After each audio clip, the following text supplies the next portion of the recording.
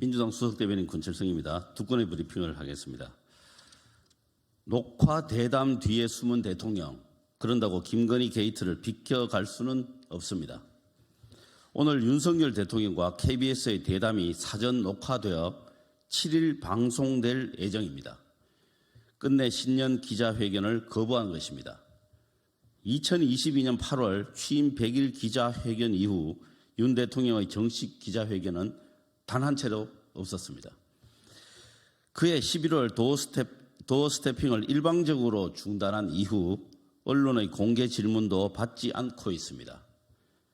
언론과의 소통이 국민과의 소통이며 질문받는 대통령이 되겠다더니 스스로 양두구육 정권임을 입증하고 있습니다. 사전에 각본을 짜고 사후 편집이 가능한 녹화 대담은 재갈 물린 방송을 앞세워 대통령이 하고 싶은 말만 하겠다는 것입니다. 국민의 눈을 가리고 입을 막는 윤석열 대통령의 소통 방식은 결코 민주주의가 아니며 용산 전체주의라 비판받아 마땅합니다. 오늘 녹화에서 윤 대통령이 김건희 여사 특검법 거부와 명품백 수수 의혹에 대해 입장을 밝힐지 주목됩니다. 국정 운영에 대한 부정평가가 9개월 만에 최고치를 기록했습니다. 윤석열 대통령이 받들어야 하는 것은 민심인지 김건희 여사의 각종 의혹인지 이미 답은 나와 있습니다. 대국민 사과와 함께 김 여사에 대한 철저한 수사를 촉구하는 것이 성남 민심을 달랠 수 있는 유일한 길임을 명심하십시오. 윤 대통령이 만약 정부 여당의 기존 입장을 되풀이한다면 감당할 수 없는 국민적 심판에 직면하게 될 것임을 엄중히 경고합니다. 두 번째입니다. 계속 드러나는 수사 외압 의혹, 해병대 최상병 순직 사건의 국정조사를 촉구합니다. 최상병 순직 사건 수사 외압 의혹의 핵심 인물 중 한 명인 임기훈 당시 국가안보실 국방비서관이 작년 7월 31일 김계환 해병대 사령관과 두 차례 통화한 사실이 새롭게 밝혀졌습니다.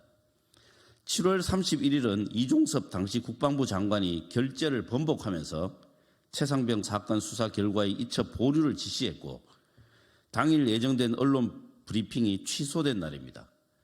특히 오전에는 VIP가 경로했다는 회의가 있었던 것으로 알려져 있습니다. 앞서 임종덕 당시 국가안보실 2차장과 해병대 사령관도 최상병 사건 수사 결과가 경찰로 이첩됐다가 다시 군 검찰로 회수된 8월 2일 두 차례 통화한 사실이 확인된 바 있습니다.